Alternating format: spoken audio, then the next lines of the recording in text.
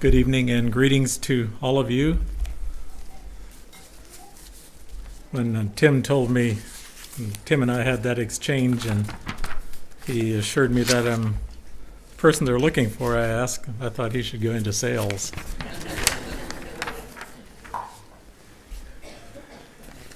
Tonight I'm going to hit all of you. We talked about, some people talked about parents and talked about school and talked about students, I guess.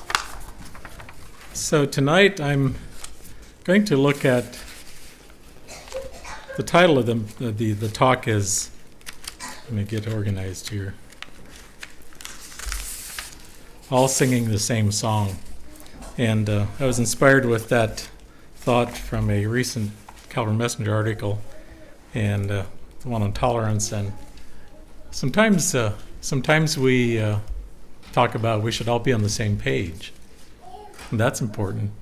But we can be on the same page and still not be singing the same song, or we can be going to give you an exercise tonight. So if you want to know what it's like to even be in the same song but not be singing the same verse, that can be a challenge. So tonight I'd like to talk about the different groups in the school. So I'd just like some hand raises here. So I'm going to pick on the parents first of all. How many parents of students in the school are here? Okay. How many? I'll go with grandparents of students. How many grandparents of students are here? Okay. I'm not going to talk much to you this evening. So how many students are here? Okay. Any teachers here? Okay. I'll be talking to you too. So, and let's see, how many board members? Okay, I thought there might have been a few of them up here earlier. And let's see.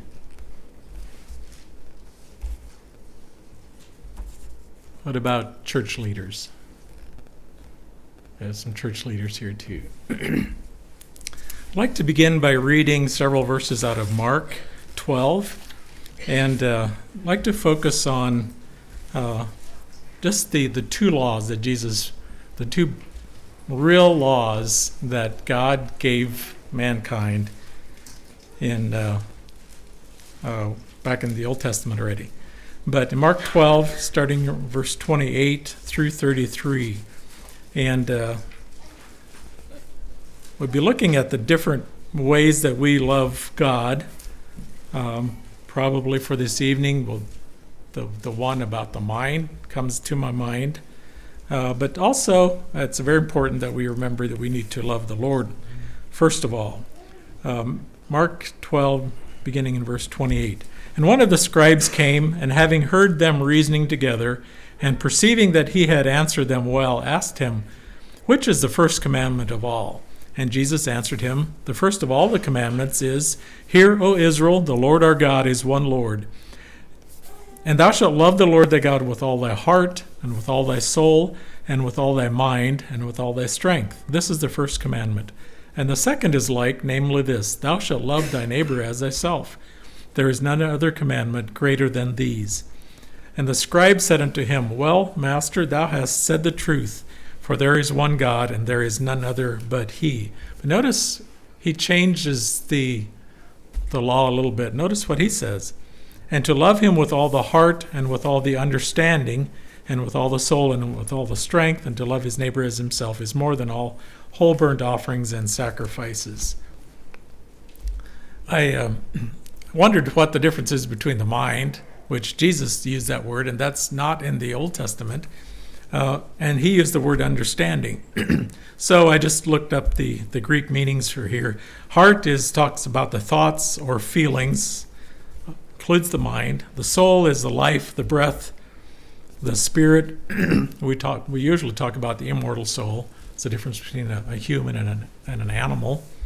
At least I think there's some difference in the way the Bible uses the word soul and the way that we use it today.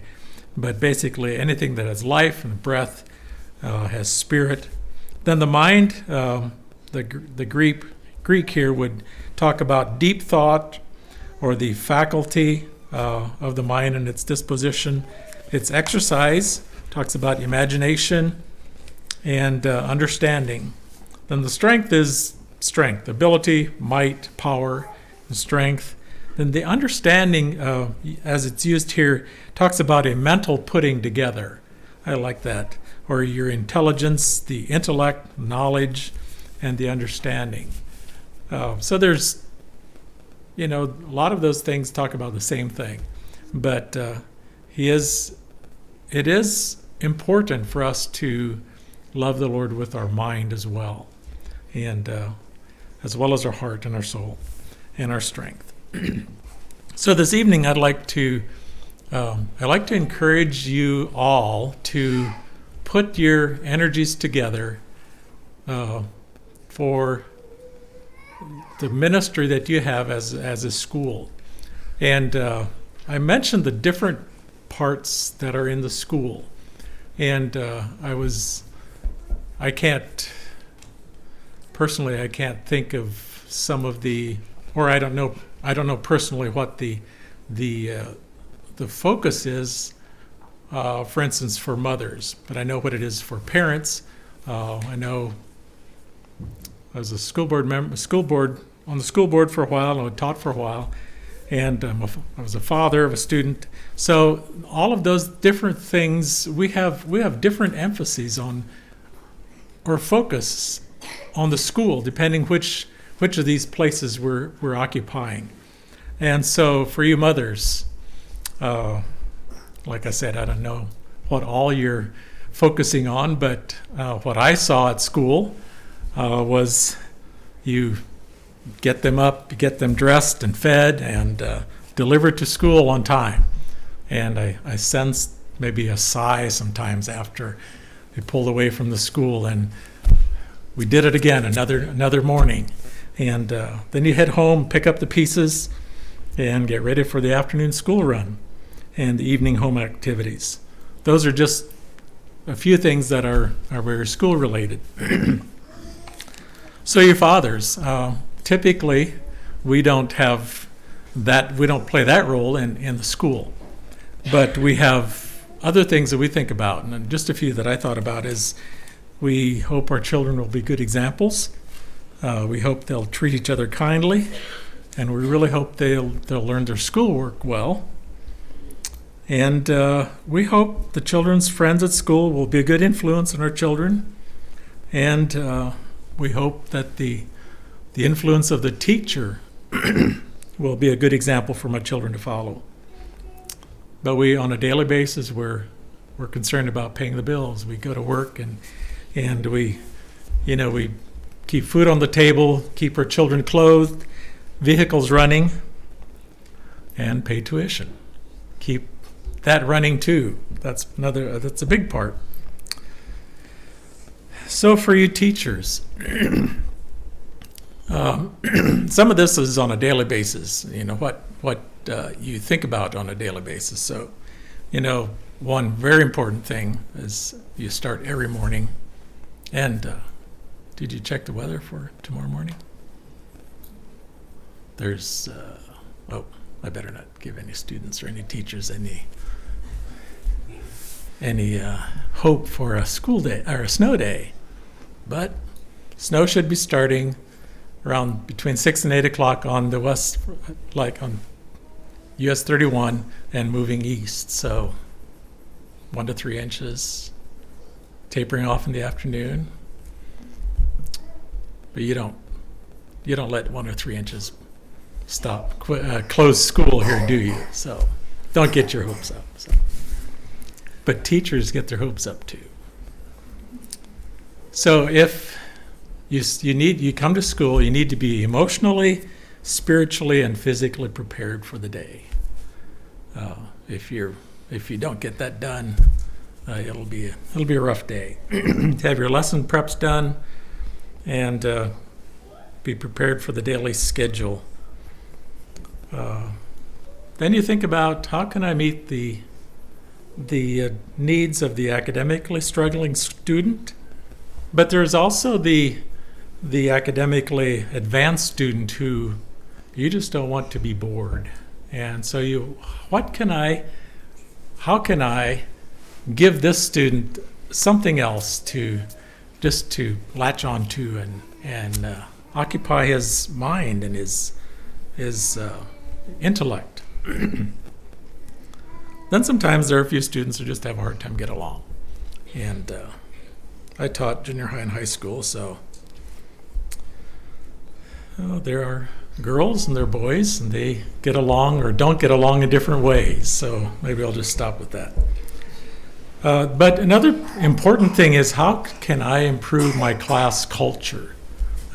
Every year, the class culture varies and changes depending on the student body. And students, it is young men especially, you hold a tremendous key in making the classroom and the whole school just a really different place. It's amazing. It is absolutely amazing. Not just the fellows, young ladies as well. That's very important too. But if there are several, it's nice if there are two. It helps if there are two. But if there are several students who just desire to do what is right and just don't make a big fuss about it, but are faithful in doing that, it can just really brings the rest of the students along. But we do need to think about the students as another group that I talk about a little bit. And they may struggle with, the questions they may ask is, how do I fit in? And then there's just that one subject is just really tough. If I could get that one, I'd feel a lot better about school.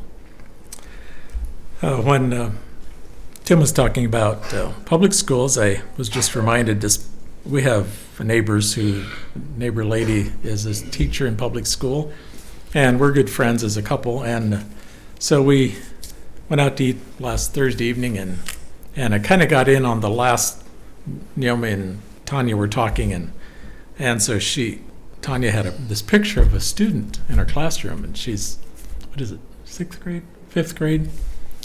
And there was a picture of this boy with his head down on his desk, and he was sleeping. And she said he snores. He does that every day, and he snores. The whole classroom can hear him. And out of 50 lessons in math, he completed one out of 50. Now, we think absolutes can't be changed in math, but maybe this is one way that they do that. They are not allowed to give him less than a 50% in probably on any paper, whether it's done or not. So I guess there are other ways to fudge the absolutes, is just by trying to pull them along. And we can be very grateful for the ability to lead and show consequences and to encourage. And those parents just don't know what to do. They ask her, what can we do? And they have no idea. They don't know what to do. And even our neighbors said, well, something has to hurt. That usually helps, take some things away. But that's very difficult for that couple to do, obviously. Okay, then we have the school board. And so you are typically not as closely and not involved in the daily grind of school, but hopefully your teachers all signed their contracts by now. Bless you if you did, and if you're still teetering there, teachers, do what God wants you to do. That's the important one. But you are concerned about the future. You have a long-range goal for the school, but part of that is, wondering if you can keep the lights on. How are you? They need to get paid, and teachers need to get paid. All those bills need to get paid. So that definitely is one thing that you are concerned about. Church leaders as well. You think about, is the current school system building up the church? What influence does our school have? The teachers, curriculum, school family, student body? What influence do those different parts have on the future of our church members?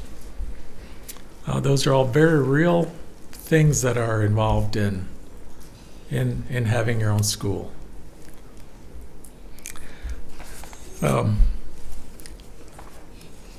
If you've never heard this before, I'll just cue you in on something right now. Teachers, and I learned this from Gerald Miller, who taught at our school before I taught. He's at Faith Builders now, and he said, teachers beg, borrow, and steal. Not in a bad way, but so I found some things from other teachers I'm borrowing, and I'm letting you in on some of these things. The first one is an article that Kendall Myers wrote. We got to know him at Faith Builders as in a summer term back in early 2000s. And I don't know if he's been teaching in Georgia since then or not, but he taught in Georgia, and just this past year he terminated there, and he's now at Guys Mills at Faith Builders and helping there in their program somehow. So he wrote this article in their school magazine, school newspaper, learning lessons as a teacher. And I'm just going to read over these things. My life has been enriched immensely through my time as a teacher. Every day has provided an opportunity to learn something. Here are a few things that working at school have taught me, though I'm sure I haven't finished learning them yet. Number one, teaching something is the best way to learn it. It has been a joy to dig into so many different fields of knowledge, how people have lived, how languages have developed, what the Bible teaches, what holds the world together. There's no end to the knowledge that lies waiting to be discovered. Being a guide in the process of discovery has helped to clarify so many things in my own mind and has reminded me how much more there is to learn. Number two, parents hold the key for a child's success in life. Teachers, curriculum, and programs often have a significant impact on a child's life, but the boundaries of a child's attainment are largely set by the parents. A child will rarely rise above the expectation of his parents. On the other hand, a child will rise well beyond the standards of a classroom in response to the voice and influence of his parents. Before the school can begin to have a positive impact on a child's life, that child fundamentally needs to experience authority, love, and training at home every day. I would strongly agree with him on that. Number three, both truth and love are indispensable. To hammer what is real and true without charity and trust can provoke an undercut of resistance to the truth. At the same time, to do what pleases others without regard to principles, boundaries, and morals results in loss of respect and ultimately conflict. An uncompromising commitment to the truth and to the right and a simultaneous and constant commitment to another's good is the only way forward. That's really good. Number four, it is possible to be for everyone in situations that involve relational conflict. This is a good one too. It's tough. When we encounter conflict in relationships, it isn't necessary to choose sides to decide who I'm going to be for and who I'm going to be against. Peacemakers work for the good of all the parties involved. Following God's principles will bless everyone. Next one, apologizing for mistakes is not a sign of weakness. I've needed to eat my share of humble pie, speaking in impatience, neglecting to consider the impact of my words, not hearing another perspective carefully enough, but I'm so grateful for the healing power of contrition and forgiveness. Next one is, there is strength in counsel. I've been blessed by input from parents, co-teachers, and board members. When I'm not sure about the wisdom of your particular course of action, seeking input from others has been invaluable. That's so true. The support of the entire church community brings a lot of strength to the school. And if I missed anybody here, this is where I'm going to hit all of you. He says, I've loved seeing the way that our whole community supports the school, from prayers at Wednesday evening, to attendance at school programs, to the contributions in the offering basket. It is obvious that the school is supported not only by the patrons, but also by many others in the church and community, and that gives a lot of strength and energy to the school. That is so true. And we've changed. We've supported our school in different ways, tried a few different things, but basically we all, whether we have children in school or not, support the school and with their monthly offering. And that's, I think it helps all of us to just have a bit of ownership in it and to keep helping each other. The next one is God is faithful. God has promised to be with us unto the end of the age, and I've experienced that presence. He is the good shepherd. He protects, he provides, and he guides. And the last one, results belong to God. We work hard and hope for a certain kind of harvest. Sometimes the harvest is less than what we had hoped. Sometimes it exceeds our expectations. But either way, we leave it in God's hands, and it is he who gets the credit for any good. And that can go for every group in this involved in school. The next one was written by a teacher as well, and the article is entitled Teacher plus Parent plus Student. And couldn't help but borrow this one. It kind of, well, maybe it's partly where I got my title from and my focus. She says, each year before school starts, I spend hours at school planning for the coming year. I write my students' names on things until I can rattle off the list in alphabetical order by last names. I plan where they will sit for the first quarter. I hope that my plan is a good one, especially when I don't know all the children entering my classroom. I choose a theme and decorate the classroom and dream up fun activities. I review procedures and schedules. Then comes back to school night. The quiet halls reverberate with the sounds of children happily greeting each other. Locker doors slam, parents catch up with each other. Eventually, those parents end up in my classroom, where I give them the boiled-down version of my vision for the year. I want to make a good impression. I hope they'll feel like I'm someone they can trust with their children for the next 9 months. It's sort of a funny thing to think of the hodgepodge of family cultures and priorities that become a teacher's responsibility each year. A hodgepodge of family cultures and priorities that become a teacher's responsibility each year. I see my students for about 6 hours a day, 5 days a week. I see their public face. As an upper elementary teacher, I don't usually find out about the fight at a breakfast table or what made a sibling so upset that they came to school late. Likewise, there will be days that I respond poorly because of things in my personal life. To help bridge the gap between parents and teachers, I had my mom help me put together a list of things to think about when these two groups communicate. Parents, does the teacher know your child's strengths and weaknesses? These shouldn't excuse bad behavior, but can help the teacher extend grace and help her find ways to challenge your child. Be careful about what you say regarding your child's teacher, especially when the child is near. Take time to visit school. As a teacher, I'm sometimes taken off guard by your visit, but I value your support. Remember that your child may give a slanted report. If you give teachers gifts throughout the year, let them know what you appreciate about them, and have your child sign the card as well. A child's signature may be free, but it shows that you put thought into giving. Let your child know that you and the teacher are a team. Teachers, be very careful of the stories you tell about your students. It's best to avoid names, but even then, too much information can be given. Honor their privacy and individuality. Feel free to ask for help with special activities. My mom counts it a privilege to be included in the work. Others may feel the same.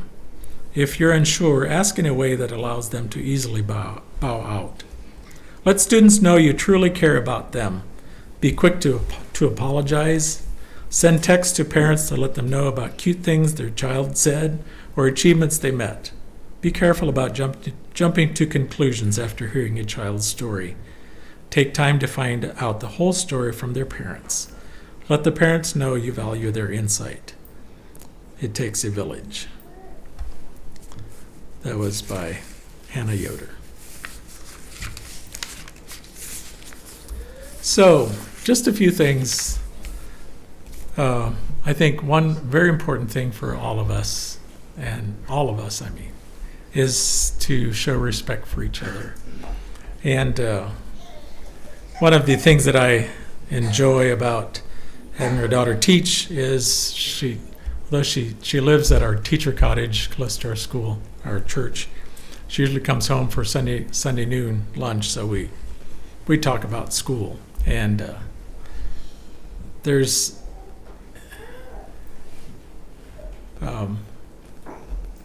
I'll be careful how I say this. I don't want to make it sound like I'm bragging on my daughter, but I really think she's an exceptional teacher. One of the things that I think she's strong in is in seeing the value of each student and what they can bring into the classroom. She has grades 4, 5, and 6, and this year, early on, she was concerned about the culture in her school. And just the other Sunday, we were talking about that, and she said, "Oh, it's good." And it wasn't just about her classroom, but it was also about the school. So because we had a variety of different families coming in, and so that can change the culture drastically. But she's involved in her classroom, and so she loves to do different activities with her students, and getting sometimes, just to see the value that each student has, and pulling that in and making that it just makes things, gives them value, and they learn to interact with each other, and that's just a real blessing. Respect is so important. It's the best way to teach it is by show it. Second point is about a stable home. And this, I would just echo the thoughts that this one article that Kendall Myers had about the home. What he said was in a general sense. None of us are ever locked into a situation that we're growing up in as children. God has given power through Jesus Christ that we can rise above family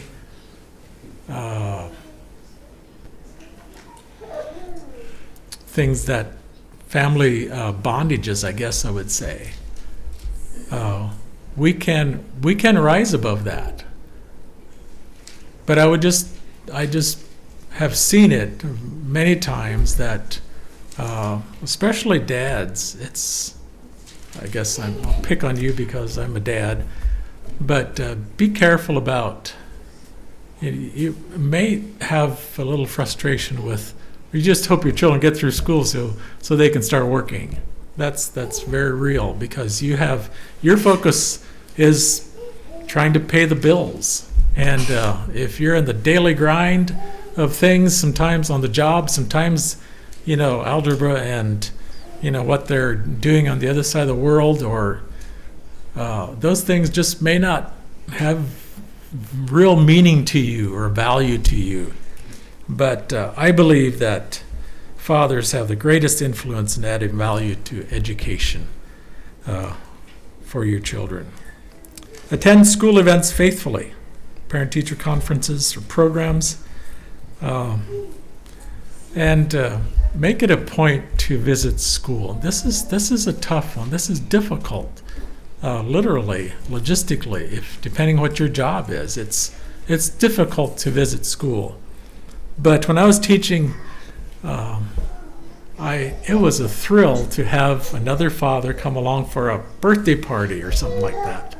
I hope Wendell sees a lot of you come around, and grandparents, grandfathers come along for something like that. Just show up, because there's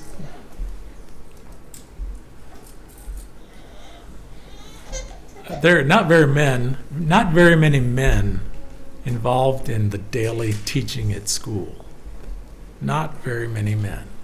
That was probably the starkest reality that I faced when I was teaching. For a man, it's a very lonely place. You just don't have very many people you can talk to that are teaching. And so even if you're not teaching, if you're a dad, go along and you help both the man teacher, and you will do a lot for your sons especially. Focus on schoolwork as a foundation for a well-rounded adult life. If we just had 9 years in school, we're successful in our business, you probably improvised with some things. And there's some certain areas where you may still struggle and wish you had the ability to know how to do some research, some study, and things like that. Imagine how you could serve better with the education that your children are receiving today. And show your children that you value learning by your continued desire to learn new things. There's probably something really, let's just say it does something for your children if you're helping them with their schoolwork and you don't quite understand it and you let them explain something to you. That can be a tremendous learning experience for them as well, but it will add tremendous amount of value for the school to your children. And I would just like to repeat that one quote he said: "A child needs to experience authority, love, and training at home every day." That's tough. It's because there's so many different things that as parents are responsible for. But there are certain things that we can do to help that out. Okay, so now I'd like you to turn to song number 127 in the Christian hymnary.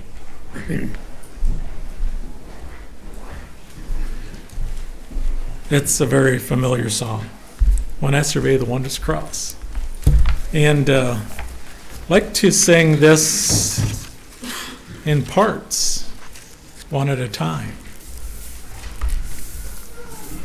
So, for sake of time, let's just have sopranos sing verse 1. When I survey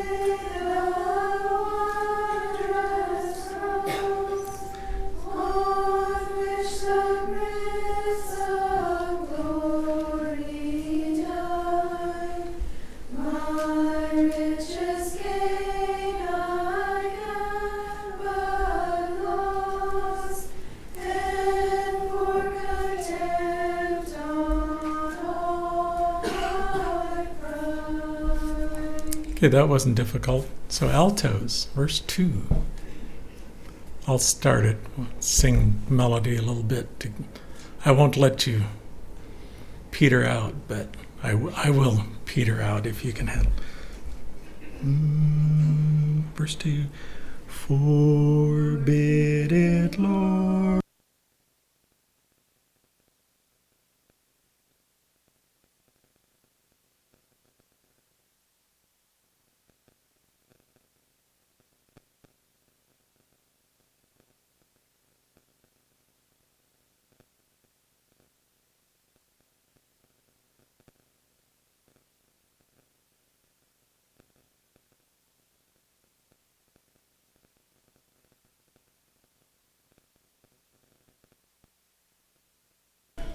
Verse 3. See from his head.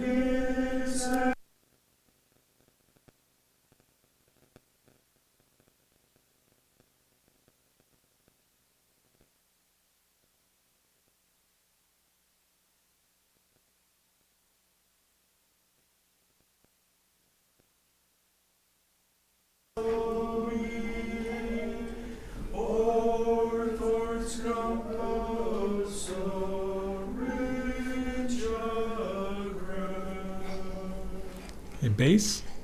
Where the whole realm of nature might, that's where a present far too small, love so amazing, so divine, demands my soul, my life, my all. So that's what it would sound like if the school board would be running the school by themselves. Or the teachers, maybe the melody would just be if the teachers would be doing it all by themselves. Or maybe if the mothers are doing, that's what verse 2 would sound like, and so on. Did you probably, most of us, it's a very familiar song, most of us missed the message in the song, didn't we? Okay, now one more, all of you together. Soprano will take verse 1, alto take verse 2, tenor verse 3, and bass verse 4. We're going to all sing it together, okay? So, I'm going to sing soprano because I have to lead it up here, okay?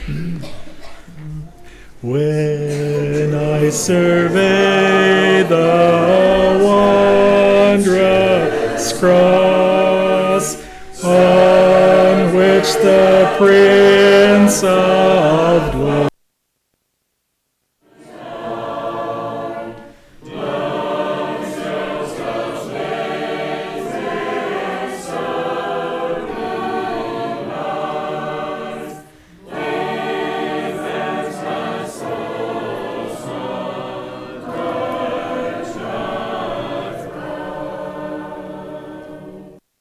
That's the hodgepodge of family cultures and priorities, isn't it?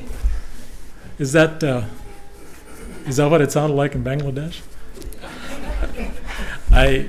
It was not distinguishable up here. But I did notice I think you sang louder as you're trying to you hear yourself sing. And isn't that what we do sometimes? We want to make sure I get my verse in there. But there's a better way. And so let's sing verse 4 all together and in 4 parts. And let's focus on the words too. Where the whole realm of